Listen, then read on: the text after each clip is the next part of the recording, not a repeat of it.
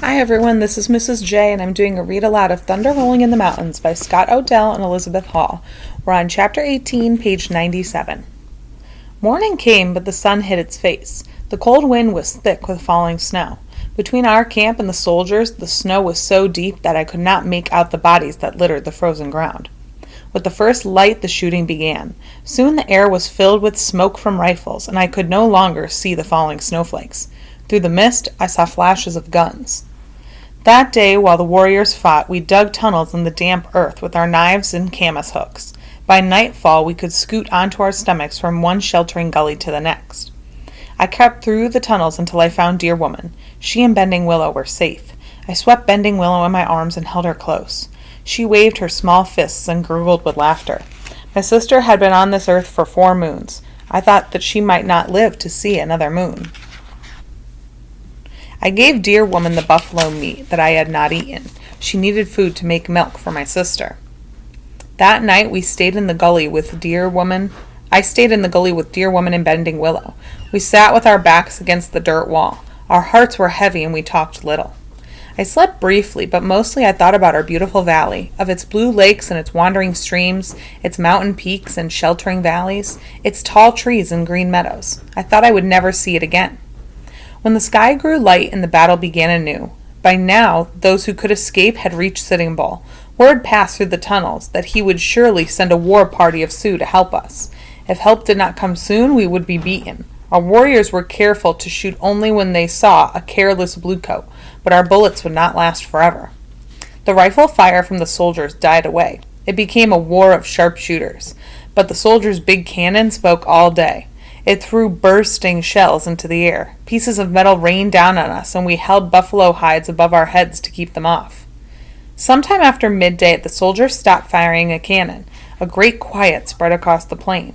I heard shouts and climbs onto the heap of buffalo skins so I could look over the edge of the gully. The snow had stopped, and I could see across the plain. My heart caught in my throat.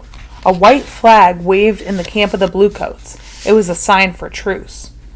A voice called, "Colonel Miles wants to see Joseph." My father did not trust the soldiers. He sent Tom Hill, a Nimi-Poo who could speak the white man's words, to talk to the Bluecoats. Before the sun had crept the width of the lodgepole, Tom Hill called for my father. The colonel would meet Joseph in the space between the 2 camps. My father left his rifle pit. With 2 warriors, he walked toward the soldiers' camp. Several Bluecoats walked toward him. General Howard was not with them. One of the officers had silver birds on his shoulder.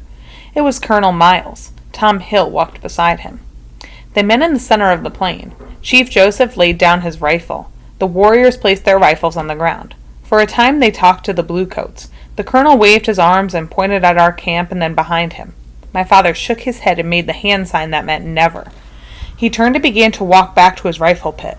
The white colonel pulled a pistol from his belt. The other Bluecoats grabbed my father and held his arms back in the back of him. They shoved him around and marched him back to the soldiers' camp. Anger rose in my throat. Again, the Bluecoats had broken a truce. My father trusted too much, and now he was a prisoner. Then something strange happened. A white officer rode into our camp. It was a curious thing for him to do.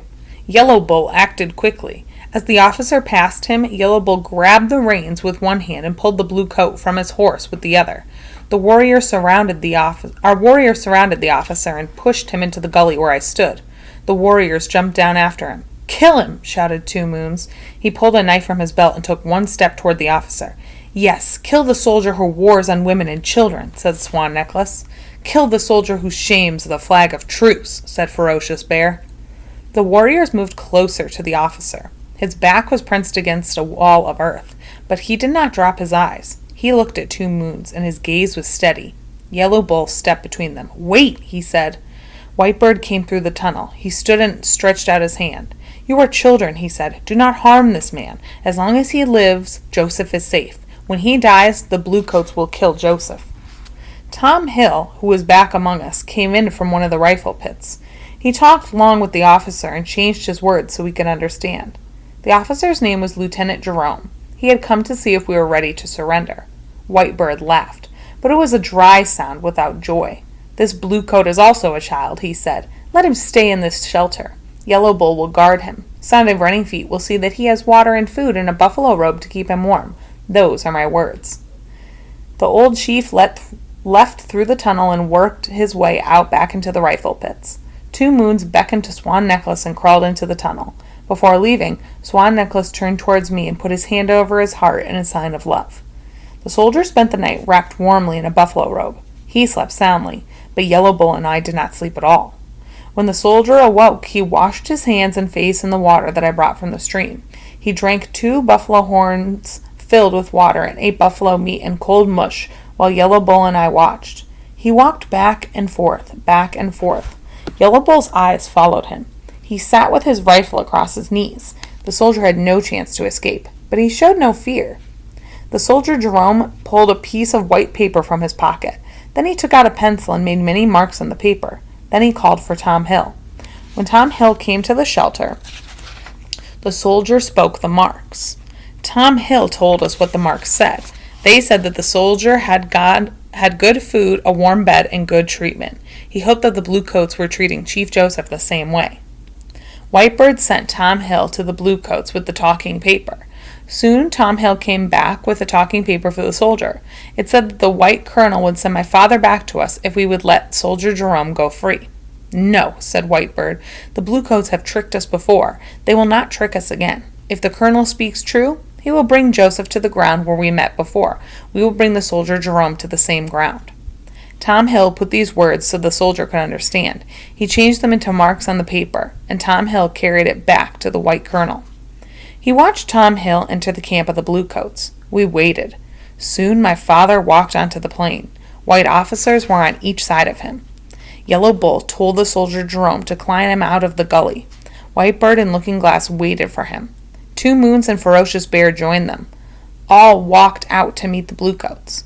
The soldier Jerome shook hands with my father. They changed places. Our chiefs and warriors brought my father back to our camp. The Bluecoats pulled down their white flag, and the shooting began.